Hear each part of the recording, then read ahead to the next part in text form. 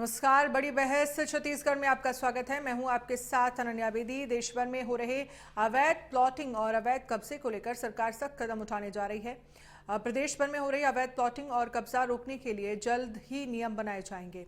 आवास एवं पर्यावरण मंत्री ओपी चौधरी ने मंगलवार को विधानसभा में इसकी घोषणा की। स्पीकर डॉक्टर रमन सिंह ने भी इस पर चिंता जताते हुए राजस्व मंत्री को एक महीने की रिपोर्ट प्रस्तुत करने के निर्देश दिए हैं। चौधरी ने कहा है कि पहले कृषि भूमि को छोड़कर 5 डिसमिल से छोटी जमीन की रजिस्ट्री होने पर नामांतरण नहीं होता था। पिछली सरकार ने इस नियम को हटा दिया था, जिसके कारण अवैध प्लॉटिंग की समस्या बढ़ी है। आपको बता दें कि भाजपा विधायक अनुज शर्मा ने घरसीवा विधानसभा के गांवों में हो रही अवैध प्लॉटिंग और अवैध कब्जे को लेकर ध्यान आकर्षण में सवाल उठाए थे। उन्होंने कहा है कि इस संबंध में उन्होंने पिछली बार भी सवाल लगाए थे, तब उन्हें कार्रवाई का आश्वासन मिला था, लेकिन आज तक कोई कार्रवाई नहीं हुई है। आज इसी मुद्दे पर विस्तार से बात होगी। चर्चा के लिए कुछ मेहमान जुड़ेंगे और इससे पहले सुनिए किसने क्या कुछ कहा। अवैध प्लाटिंग पे रजिस्ट्री पर रोक, उसके विधिक संभावनाओं की हम तलाश करेंगे और जो बेस्ट पॉसिबल रूल ला सकते हैं उसको कैबिनेट स्तर पर लेकर आना होगा, विधानसभा में उसको विधि बनाना होगा या नियम स्तर पर काम चल जाएगा, उस अनुसार उस पर काम करेंगे।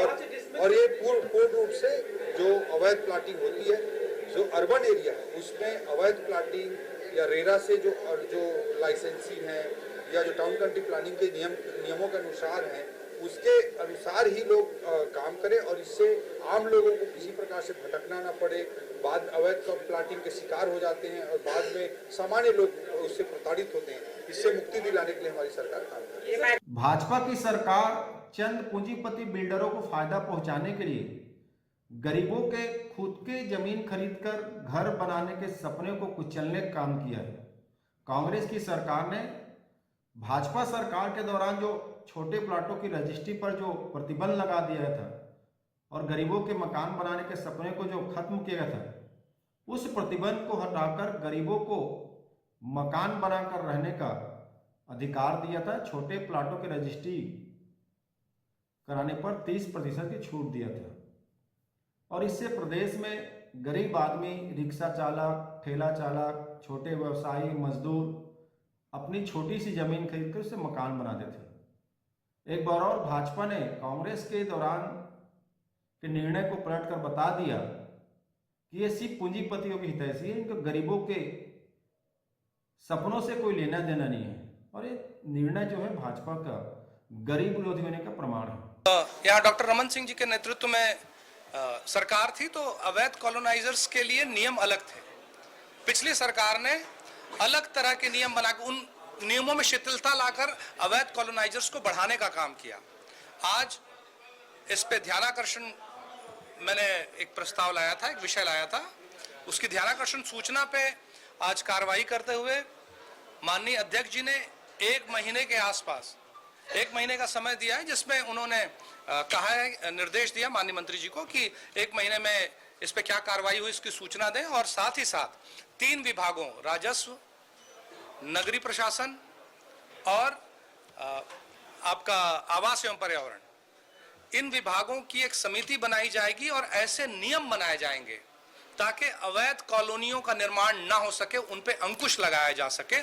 उस पे एक समिति बनाई जाएगी। एक बड़ी घोषणा आज सरकार ने की है और ये ध्यानाकर्षण जो हमने लाया था उसमें आसपास के क्षेत्रों में जिस तरह से हो रहा है, और ये मैंने अपने विधानसभा धरसीवा की ओर से काफी सारा विषय मैंने रखा था, लेकिन ये पूरे प्रदेश की समस्या है तो सरकार ने गंभीरता से लेते हुए इसमें महत्वपूर्ण फैसला। और इस पर चर्चा करने के लिए खास मेहमान हमारे साथ जुड़ गए हैं। रविंद्र सिंह बीजेपी प्रवक्ता हमारे साथ जुड़ गए हैं। वंदना राजपूत कांग्रेस प्रवक्ता हमारे साथ जुड़ गई हैं। सबसे पहले शुरुआत जो है वो रविंद्र सिंह जी मैं आपसे करना चाहूंगी। जो कॉलोनियों को बसाने के लिए, जो अवैध प्लॉटिंग रोकने के लिए नियम बनाए गए हैं, इन नियमों के बारे में तो सबसे पहले आपसे समझना चाहूंगी और आखिरकार इन नियमों को बनाने की जरूरत क्यों पड़ी आपकी सरकार को? सीधी सी बात है, भारतीय जनता पार्टी की जब सरकार थी तो हमने एक कदम उठाया था कि 3 डिसमिल से जो कम है जमीन उसकी रजिस्ट्री नहीं की जाए, क्योंकि वही चीज जो था कॉलोनाइजर छोटी छोटी जमीन देके ये छोटे छोटे लोगों को सपना देके बेच देते थे। जब भारतीय जनता पार्टी की सरकार चलेगी, भूपेश बघेल की सरकार आ गई, तो उन्होंने इस नियम को शिथिल कर दिया। और शिथिल कर देने के कारण ही ये पूरा मतलब खेल चला, प्रपंच चला। उन्होंने टाउन एंड कंट्री प्लानिंग के नियमों को परिवर्तित किया और इसी के कारण रजिस्ट्री हुआ। और उसी के कारण मतलब लोगों को सुविधा नहीं मिली, ना तो नल का सुविधा मिला, ना बिजली का मिला, ना सड़क का मिला। बस कॉलोनाइजरों ने क्या किया, 3 डिसमिल से कम को भी काटना पीटना शुरू कर दिया और ये कर दिया। एक व्यक्ति को जो सीधी कॉलोनी में जमीन लेना चाहता है, कम से कम 5 डिसमिल की जमीन की आवश्यकता होती है। हम उस बात को जानते थे, इसलिए हमने उस नियम को बनाया था। लेकिन भूपेश बघेल की सरकार में इसीलिए भूमाफिया के लोगों ने मिला, उनसे मतलब ये किया और 3 डिसमिल से भी कम की जमीन को ये कर दिया, रजिस्ट्री के लिए तैयार कर दिया। यही से मामला बिगड़ा है और यही कारण है कि अवैध प्लॉटिंग की संख्या पिछले 5 सालों में इतनी बढ़ी, हमारे समय इतना 15 सालों में नहीं था। पूरी तरह दोषी भूपेश बघेल है, उनकी सरकार। लेकिन अगर पिछले 5 सालों में अवैध प्लॉटिंग की संख्याएं बढ़ गई तो इसके लिए जिम्मेदार कौन है? भूपेश बघेल की सरकार है, सीधी सी बात है। उन्होंने नियम को शिथिल किया, उन्होंने लोगों को प्रोत्साहित किया अवैध भूखंडों को बेचने के लिए, छोटे छोटे प्लाटिंग करने के लिए। आपने देखा जैसे ही अनु शर्मा जी ने क्वेश्चन लगाया, तुरंत डॉक्टर रमन सिंह जी ने स्पष्ट किया कि 1 महीने के अंदर भी करो और धरसीवा में ही नहीं, विधानसभा के आसपास भी। उन्होंने चिंता जाहिर की, निर्देश भी दिया कि 1 महीने के अंदर करो। और इसी के कारण पर्यावरण आवास मंत्री, नगरीय प्रशासन और राजस्व मंत्री की एक समिति बनाने का ये कर दिया गया। और कठोर से कठोर नियम हम फिर बनाएंगे। हमारी सरकार जो गरीब लोग हैं, जो छोटे लोग हैं, जो आवश्यक लोग हैं, उनको सीधे सी बात है कॉलोनी और मकान बनाने के लिए ही नहीं, कम से कम उनको आधारभूत संरचना भी उपलब्ध हो, इस दिशा में काम करेंगे। और अवैध प्लॉटिंग को रोकने के लिए पूरी सख्ती से हम नियम और कानून बनाएंगे। कांग्रेस की तरह केवल और केवल लॉलीपॉप देकर और भूमाफियाओं को बढ़ाने की तरह का काम हम बिल्कुल नहीं करने वाले हैं।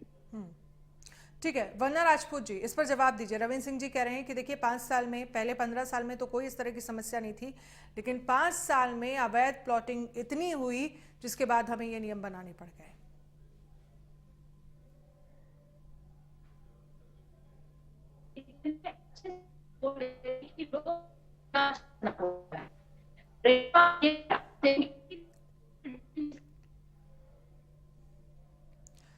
वंदना जी, अब तक आपको मेरी आवाज आ रही है?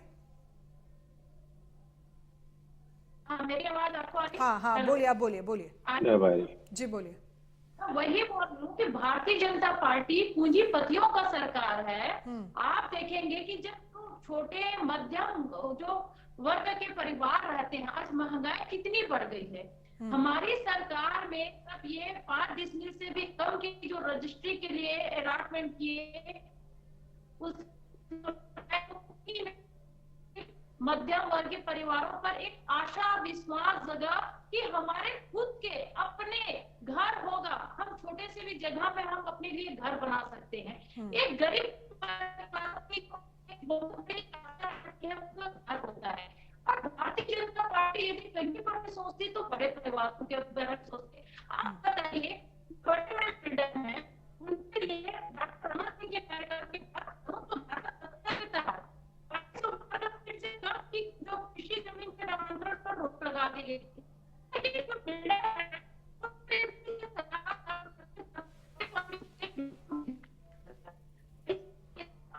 वंदना जी, आपकी आवाज ठीक से हम तक नहीं पहुंच पा रही है। मैं चाहूंगी कि एक बार फिर से दोबारा से आपको कनेक्ट करने की कोशिश की जाए और उसके बाद हम आपका कमेंट सुने। रविंद्र जी, वंदना जी कह रही हैं कि भाई पूंजीपतियों की सरकार है और ये नियम अगर लाए गए हैं तो इससे क्या लग रहा है, क्या फायदा होगा?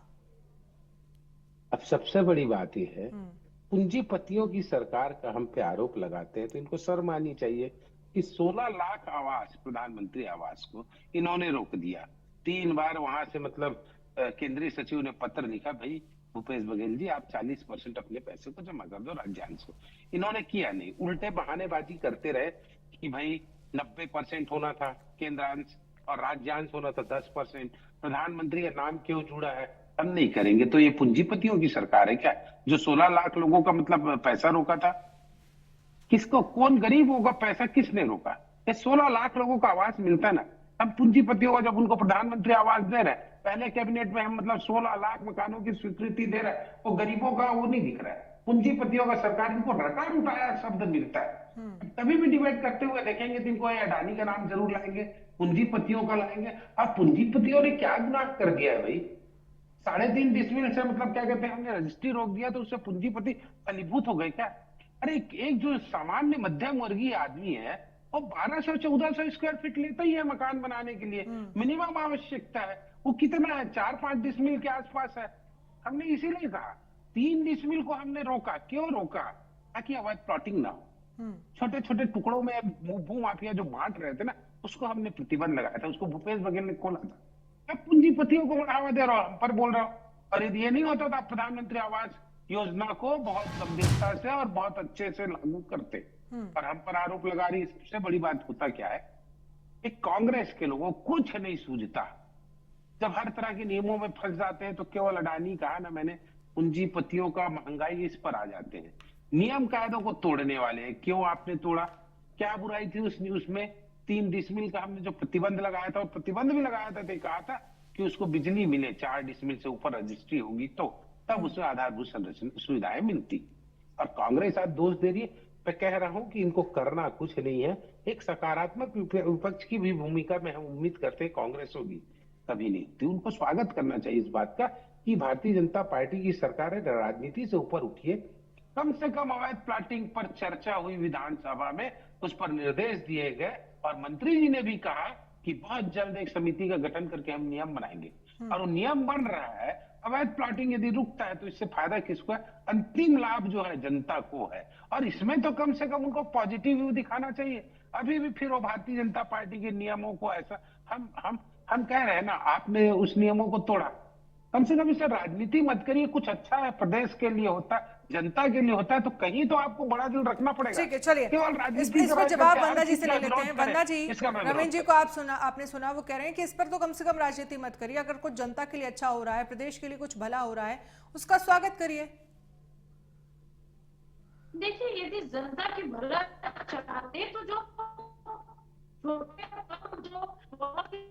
जो परिवार है वो लोग अधिक मात्रा पे जमीन का प्लाटिंग नहीं कर पाते हैं और जमीन खरीद करके रजिस्ट्री नहीं करवा पाते। इसीलिए तो कांग्रेस सरकार ने ये सोचा और ये बहुत ही महत्वपूर्ण कदम उठाए थे।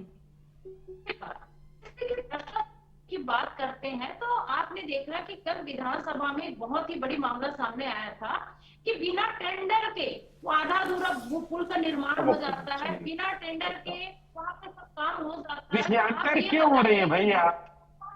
विषयांतर क्यों हो रही है वंदना जी? आइए ना अभी आवास पे बात करते हैं, अवैध प्लॉटिंग पे बात करते हैं।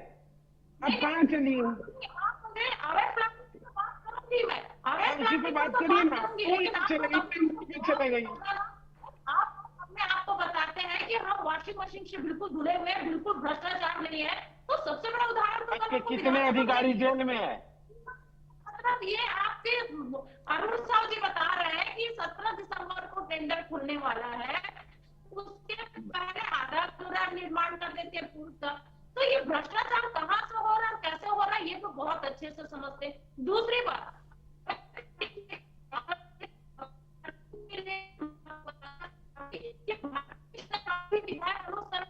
पिछले सत्र में बात रखी थी, उसके बाद सिर्फ आश्वासन मिला था, कार्रवाई नहीं हुई। इनकी ही सरकार है, इनके ही विधायक है, तो सिर्फ आश्वासन मिला था, कार्रवाई नहीं हुई। इस पर भी इनके विधायक ने प्रश्न उठाया था। और रही बात, पूर्ववर्ती कांग्रेस सरकार ने हमेशा गरीबों का ध्यान रखा, गरीबों के हाथ से हाथ मिला करके काम किया। इसीलिए बहुत सारे जो गरीब परिवार है उनके छत्र पर पार्टी यदि सोचती तो सिर्फ अमीरों के लिए सोचती। इसमें गलत, क्योंकि आप बताइए ना कि मैं गलत बोल रही हूँ। यदि आप लोगों को गरीबों की चिंता रहती तो आप बताइए कि जो ये 5 डिसमिल से प्रधानमंत्री आवास को क्यों रोका? प्रधानमंत्री आवास को रोका तो आपने गरीबों के हाथ बोलिए नहीं छीना। रवीन जी इस पर जवाब दीजिए। के लिए घर में जी ये गरीबों के हाथ से हाथ मिलाकर चलने की बात कर रहे हैं। गरीबों के हाथ से मकान को छीन लिया, उसका इनको शर्म नहीं है? 3-3 बार केंद्रीय सचिव इनको पत्र लिख रहे हैं, इन्होंने राज्यांश लिख दिया। 16 लाख मकानों को गरीबों से छीनने का पाप किया इन्होंने, और उसी पाप की सजा भी पाए कि सरकार से बाहर हो गए। इतना 16 लाख मकान छीनने के बाद भी इनको मतलब गर्व है, बताइए, कि हम गरीबों के साथ काम कर रहे हैं करके। अरे एक तो इंदिरा आवास योजना में लोगों को मकान नहीं मिलता था, 16 लाख मकान। और अफसोस की बात यह है कि जो अभी सर्वे सूची आई, जिसको केंद्र सरकार ने स्वीकृति दी, ऑनली छत्तीसगढ़ एक ऐसा राज्य था जो पुराने मकानों की स्वीकृति दिया, क्योंकि भूपेश बघेल जी ने रोक लिया था। उसके बाद बाकी राज्यों को आगे का लक्ष्य उनको दिया गया। हम पिछड़ गए 5 साल इनके कारण। वो गरीबों से आपने मकान छीना, वो आपको नहीं दिखा, और गरीबों के साथ खड़े होकर काम फोन करती है। इससे बड़ा आपको दोहरा चरित्र क्या होगा, बताइए? पूरे मकान को छीन लिया भाई। पूरे देश में दूसरे नंबर पे जो प्रधानमंत्री आवास को क्रियान्वित नहीं करने वाली सरकार कोई थी तो भूपेश बघेल की सरकार थी, पश्चिम बंगाल के बाद। और उसके बाद भी आप लोग बोलते हैं मतलब पूंजीपतियों का गरीबों से छीन के, और 3 डिसमिल, हम तो कह रहे हैं ना, अवैध प्लॉटिंग को रोकने का सबसे शानदार तरीका था, जिसको आपने परिवर्तित किया। जी बोलिए। वो कह रहे हैं कि अवैध प्लॉटिंग को रोकने का ये सबसे शानदार तरीका है, जिसको हम ने अप्लाई किया है, जिसको हमने एग्जीक्यूट किया है। अवैध प्लॉटिंग अगर इससे रुक रही है तो फिर हर्ष क्या है? देखिए, इसमें मैं रविंद्र जी से वही बोल रही हूँ कि अवैध प्लॉटिंग के लिए 3 डिसमिल की यदि बात करते हैं तो छोटे छोटे जो अगर खरीदी बिक्री यदि होती तो मैं वही तो बता रही हूँ, छोटे और मध्यम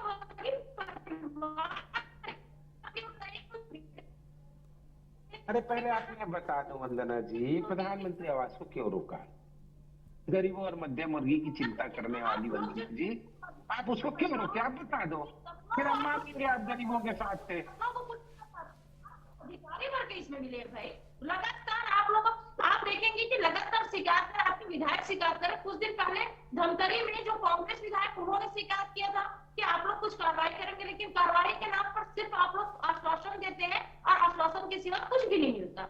वही तो सबसे बड़ा उदाहरण होता है कि कल विधानसभा सत्र में क्या हुआ था कि बिना टेंडर के आप लोग आधा अधूरा पुल बना लेते हैं। और जब ये जानकारी में 50 उदाहरण गिना दूंगा वंदना जी मैं आपके कार्यकाल का, एक नहीं 50 उदाहरण गिना दूंगा, 50 उदाहरण गिना दूंगा भूपेश बघेल सरकार की। नहीं, राज्य सरकार की भी जानकारी में नहीं है। आप जिन टेंडरों की बात कर रहे हैं ना, आपके शराब घोटाले में आपके अधिकारी जेल में है, आपके डीएमएफ घोटाले में आपके अधिकारी जेल में है, कोयले घोटाले में आपके अधिकारी जेल में है। कितना गिना हुआ है आप? एक विधानसभा की बात कर रही है, उठ गया।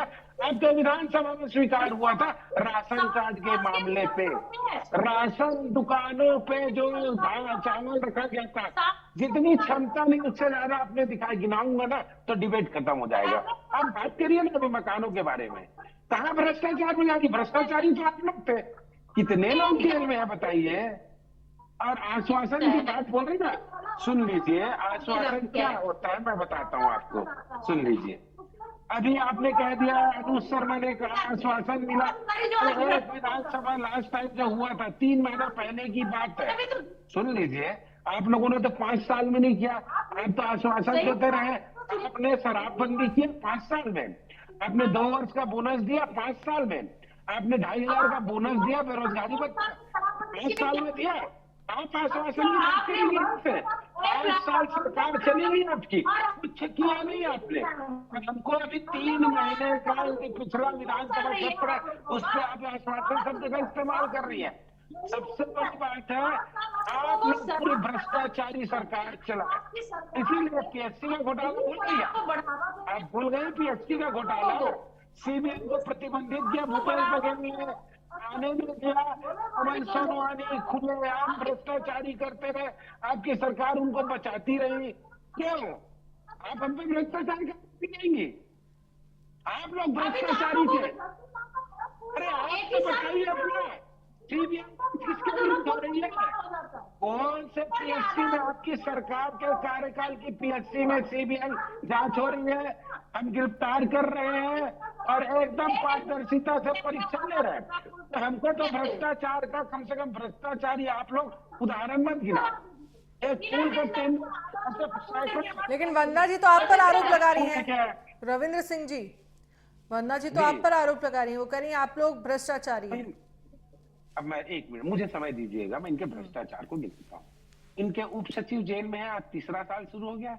डीएमएफ में इनके आईएएस जेल में है, इनके अधिकारी कोयले में जेल में है, इनके क्या कहते हैं आईएएस टुटेजा जी जेल में है।